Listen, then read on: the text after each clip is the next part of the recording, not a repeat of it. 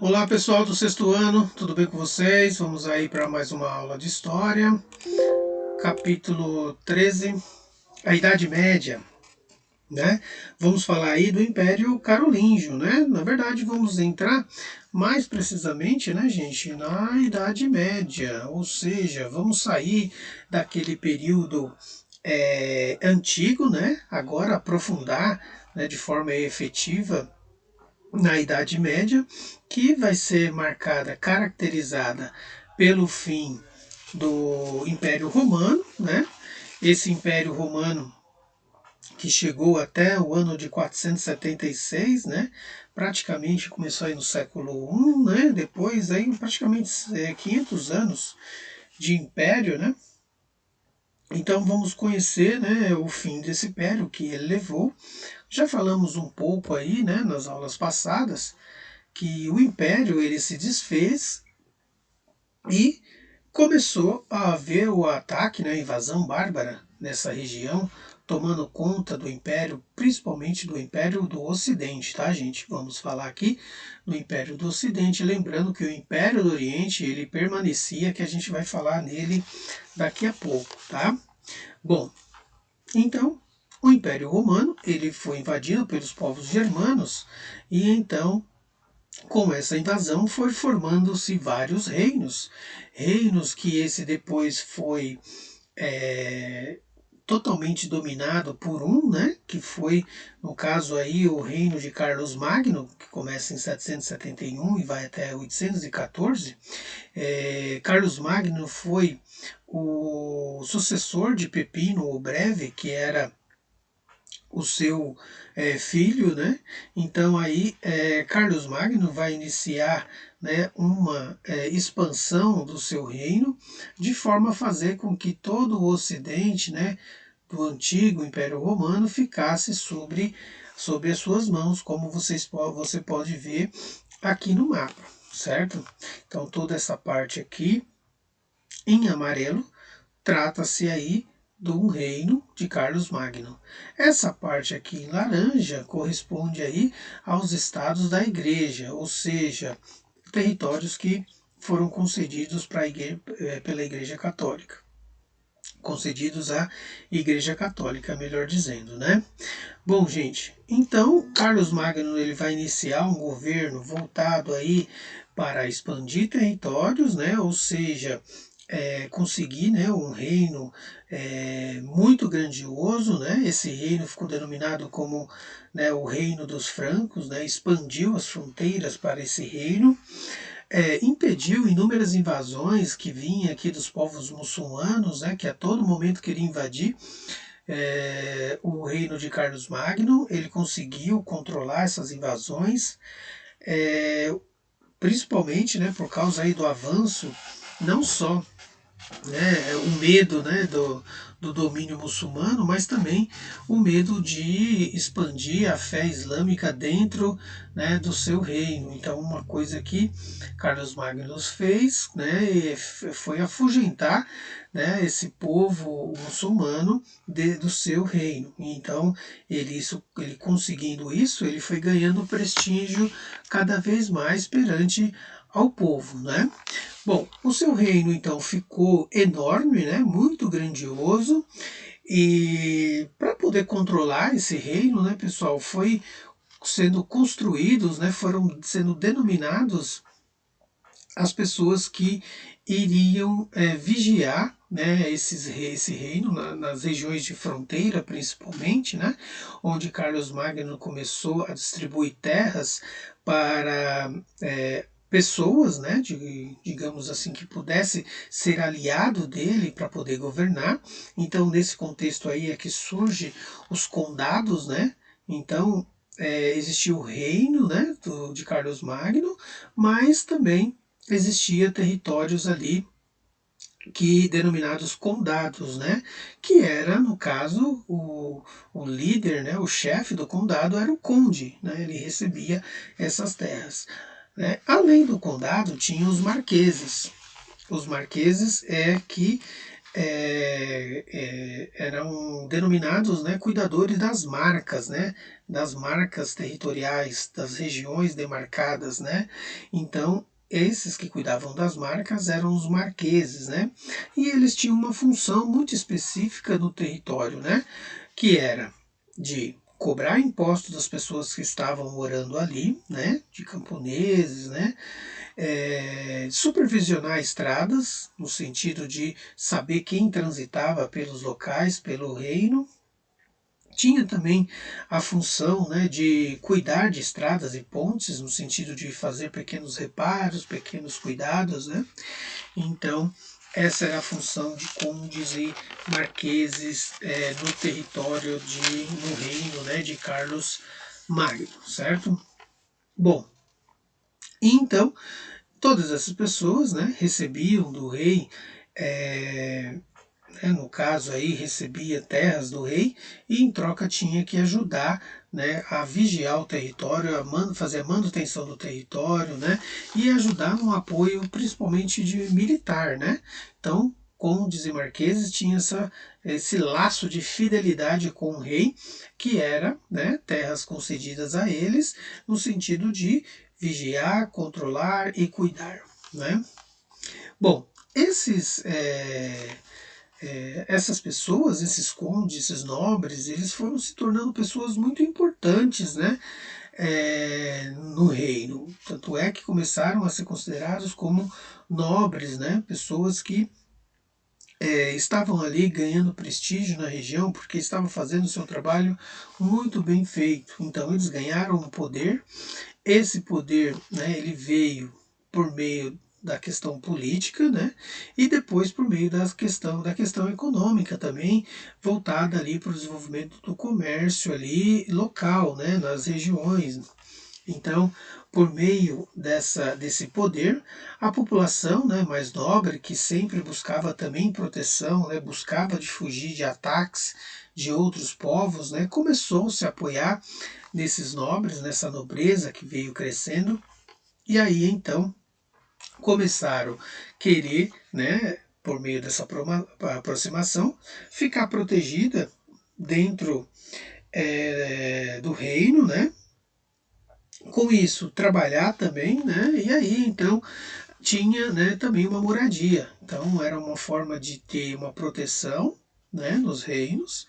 Assim, nenhum outro povo ia invadir eles, né, tomar o que era deles. E aí também tinha uma casa que era concedida a esse camponês, mas em troca ele tinha que trabalhar, né, trabalhar para a nobreza, né? Então formava-se também um laço, né, de fidelidade entre os camponeses perante a esses marqueses, condes e reis, não é?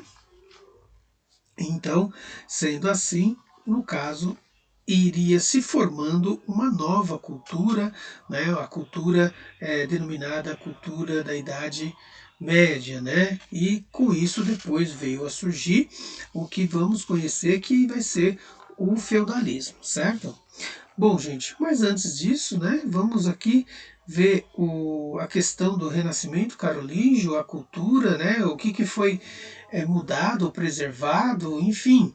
No caso aí, houve uma preservação da cultura, né, greco-romana, né, o latim ele foi incorporado como a língua oficial do reino, então uma cultura que já existia, né, do Império Romano, muito dela foi preservada, né?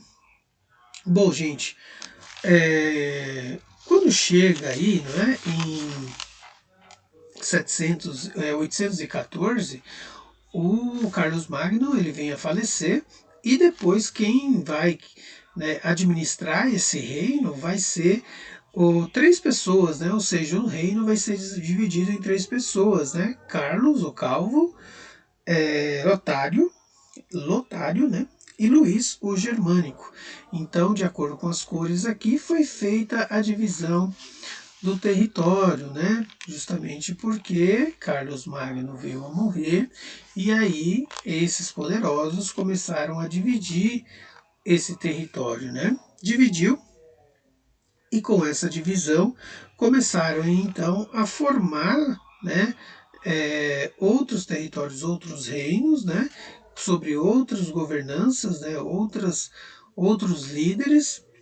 E aí então é onde que vai ser denominado, né, as regiões onde hoje é a Alemanha, onde hoje é a França, né, onde hoje é a Itália. Então eles começaram a se distribuir no território, no continente, né, por meio de acordo com seus interesses nesses territórios, né. Bom, aí como fica bem dividido aqui no mapa, como eu mostrei para vocês, né? Bom, gente, essa divisão, né, foi feita, né, cada um tomando conta dessa da sua, mas, né, existia outros povos de outros lugares que começaram a chegar e para querer dominar e invadir. No caso aí os povos vikings, né, da região norte da Europa, os húngaros, né, da região leste, e também os muçulmanos, que novamente tentava aí se aproximar, né, para uma tentativa de invasão territorial. E no caso aí, quem ficava mais desprotegido, né, mais desamparado, era a população camponesa, né, a sociedade camponesa menos desprotegida, e para poder buscar um abrigo, uma proteção, começava-se aí, né, muitos vinham se aproximar, né, da nobreza, né, para ganhar cada vez mais proteção. E no caso aí, os reis, né, da época que se tornaram reis, a nobreza da época, começaram a ganhar mais prestígio, né? E esse prestígio ele foi sendo conquistado por meio de que somente esses reinos aqui poderia dar proteção para essa população camponesa, e aí esses laços de fidelidade aumentou mais ainda, né? Porque chegou um número elevado de populações que saíam da cidade por causa do custo de vida que era muito alto, foram para o campo, e esse campo se tornou mais populoso que a cidade. Bom, os laços de amizade, né, vindo de uma característica voltada para a proteção, né, e com isso esses senhores, né, desses pequenos reinos divididos que se formaram, né, começaram a ser considerados aí os salvadores desses camponeses. Dava proteção, dava trabalho, né, e em troca os reinos, né, queriam uma ajuda, os serviços prestados, né? Ou seja, o que vai caracterizar o feudalismo, ou seja, os vínculos que os camponeses vão criar com os reis, forma-se um laço de fidelidade, não é? Então, o camponês quer o quê? Trabalho, proteção e casa? Ele vai ter, mas ele vai ter que pagar impostos por meio do seu trabalho. Esse trabalho é o trabalho no campo. Produziu no campo, grande parte da porcentagem colhida se destinava a esses senhores, né, feudais, esses senhores que mantinham esses laços de confiança. Então foi feito assim. Além disso, quando não dava para trabalhar no campo, iria trabalhar, né, fazendo pequenos reparos, consertos, construções, né, e até indo para o exército, né, proteger as fronteiras do reino. Então mantinha-se esse laço né, de fidelidade. Um exigia uma coisa, o outro dava, mas também o outro dava, né, assim querendo sempre algo em troca, né? Bom, gente, então surge assim um feudalismo por meio desses laços, né, desses serviços prestados. Isso, né, ocorre somente do lado ocidental, né, da Europa, pois o lado oriental, né, pessoal, ele vai se constituir, né, no que foi conhecido como o Império Bizantino, né, no caso aí, onde o Império não passou por esses momentos turbulentos, né, de guerras, de invasões, né? Por quê? Porque o Império ali de Constantinopla se constituiu, né, numa grande fortaleza, Basta vocês olharem aqui esse muro, esse grandioso muro aqui, né, com torres de vigia. Então os povos estrangeiros não conseguiam invadir essas regiões. Então essas regiões, a região, né, do antigo Império do Oriente foi preservada, né, constituindo assim o que veio a ser denominado Império Bizantino, né? Ou seja, na região oriental constituiu seu Império Bizantino e Império Árabe. Vamos falar primeiro do Império Bizantino. Bom, gente, o Império Bizantino, né, não passando por guerras, se tornou um império muito próspero, né, economicamente. Ou seja, um império muito rico, que abarcava, né, inúmeros povos que iriam comercializar, e esse comércio passava pela uma produção, né, muito grandiosa, né, que eram as especiarias que vinha da Ásia, né, principalmente da Índia, a seda que vinha da China. Então toda essa riqueza era comercializada no Império Bizantino. E, sendo assim, o império ficou preservado e rico, muito próspero, né? Sendo assim, pessoal, né, a cidade, né, de Constantinopla, no Império Bizantino, cresceu comercialmente, economicamente, populacionalmente, né, por meio dessas especiarias.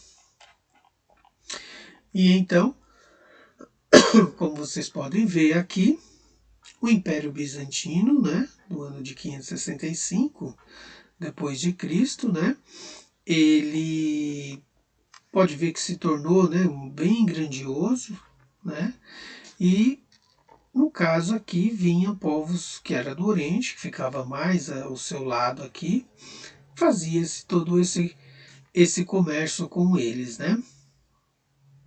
E então isso deixou, né, esse lado, né, daqui do império preservado e muito rico, né?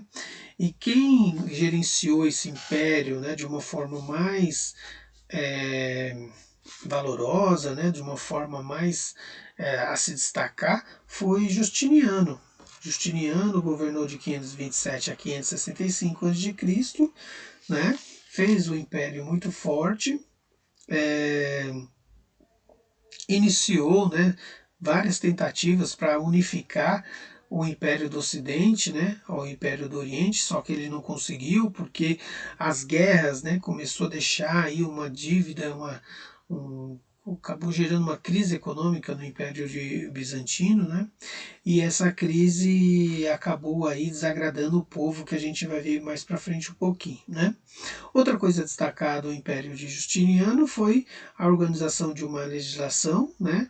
Ou seja, a organização de uma legislação que já existia, que era o Código Romano.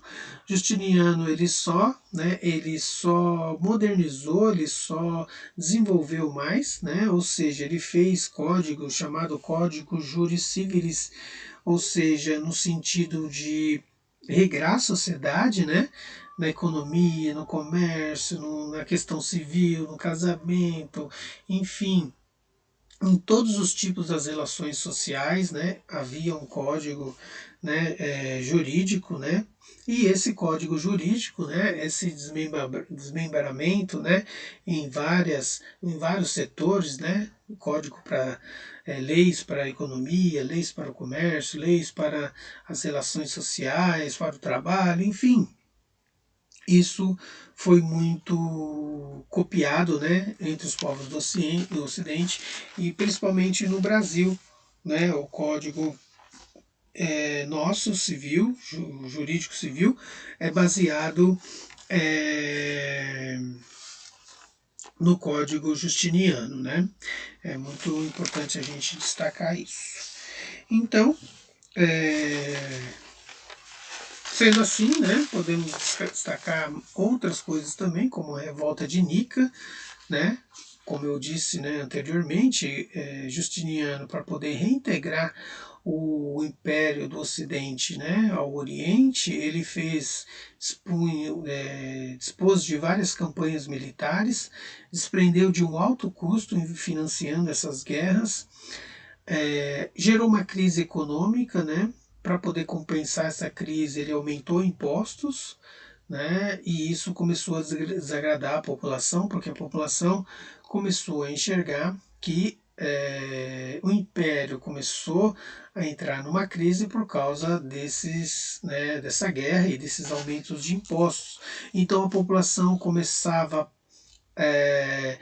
a ficar insatisfeita com Justiniano, né? E Justiniano já não podia nem mais sair do seu palácio, e quando saía ele era muito criticado, muito vaiado.